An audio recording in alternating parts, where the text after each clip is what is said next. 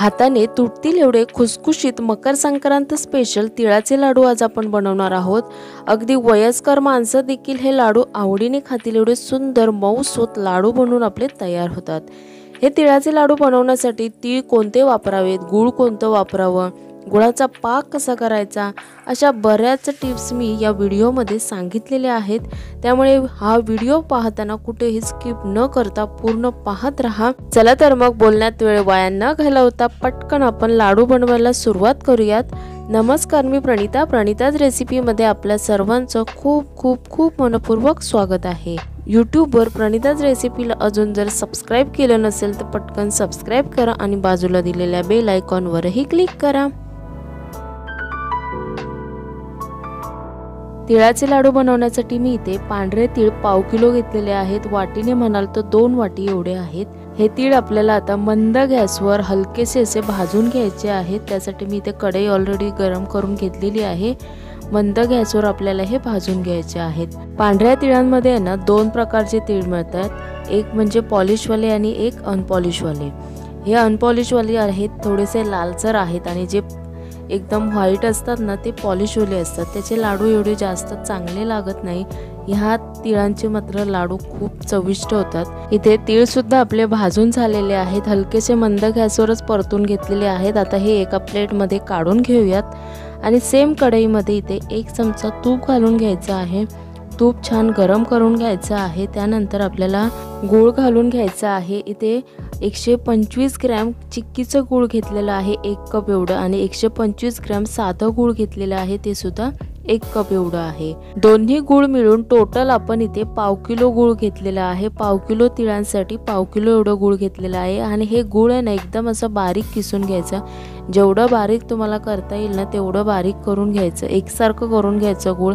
आता या गुळाचा आपल्याला पाक बनवून घ्यायचा आहे। पाक एकतारी किंवा असं काही बनवून घ्यायचं नाही आहे। हे गूळ जस्ट वितळलं, यातले सर्व असे खडे मोडून घ्यायचे। तुम्ही बघू शकता गूळ पूर्ण असं वितळलेला आहे। गुळाचा एखादा खडा राहिला अख्खा तरी काहीच हरकत नाही, मात्र हा जो पाक आहे तो ओव्हर कुक करायचा नाही। इथे पाक आपला बनवून तयार झालेला, फटाफट भाजलेले तीळ घालून घ्यायचे आहेत, भाजून घेतलेले शेंगदाणे घालायचे आहेत 110-120 ग्रॅम एवढे, 1 वाटी एवढे घेतलेले आहेत। त्यानंतर वेलची पावडर घालून घ्यायची आहे। हे आता मिश्रण आहे ना आपण फटाफट असं मिक्स करून घ्यायचं आहे। गुळाचा पाक बनवताना आपण मीडियम गॅस ठेवला होता, आता एकदम लो करायचा आहे। एकदा का गुळाचा पाक तयार झाला की 1 सेकंद सुद्धा इकडे तिकडे न करता फटाफट भाजलेले शेंगदाणे असतील, तीळ असतील, जे काय घालायचं आहे ते फटाफट घालून घ्यायचं आहे आणि पटकन असं हे मिश्रण एकजीव करून घ्यायचं आहे, मिक्स करून घ्यायचं मस्त असं। गुळाचा पाक ओव्हर कुक केलात ना तर 100% मी सांगते हे लाडू कडकच होणार आहेत, मऊसूत होऊ शकत नाहीत। गुळाचा पाक बनवताना ना गुळाचा शेवटचा खडा वितळतो न वितळतो तेवढ्यातच आपल्याला तीळ, शेंगदाणे, वेलची पावडर घालून घ्यायची आहे।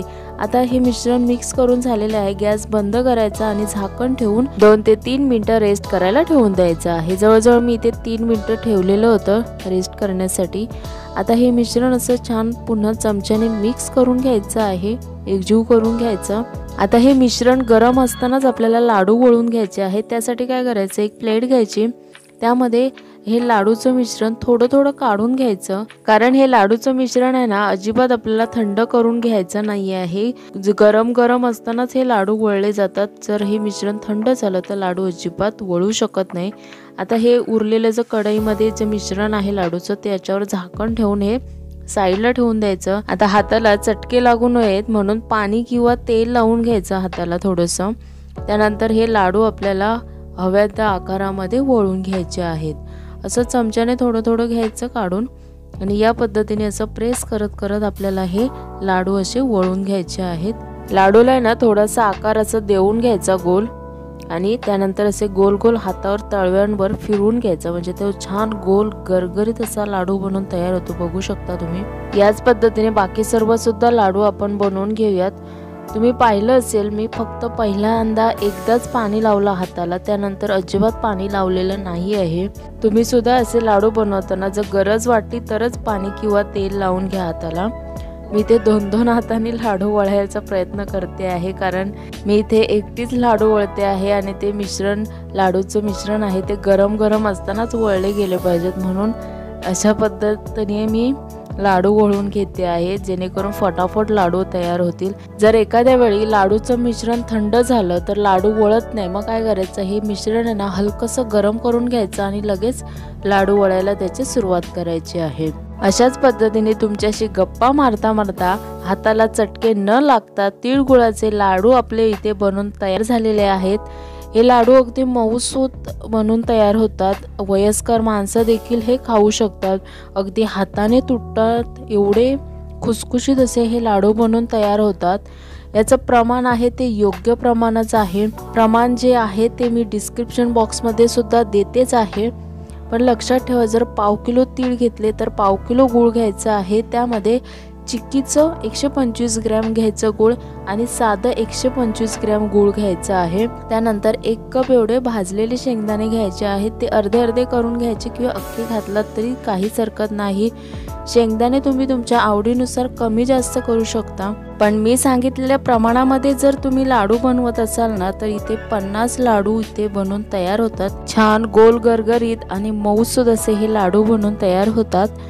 तर ही संक्रांती स्पेशल तिळगुळाचे लाडू एकदा घरी नक्की करून बघा आणि कसे झाले आहेत मला कमेंट करून सांगा। रेसिपी आवडली तर लाईक करा, तुमच्या मित्रमैत्रिणींना, नातेवाईकांना ही रेसिपी शेअर करा। त्याचबरोबर यूट्यूबवर प्रणिताज रेसिपीला अजून जर सबस्क्राईब केलं नसेल तर पटकन सबस्क्राईब करा आणि बाजूला दिलेल्या बेल आयकॉनवरही क्लिक करा।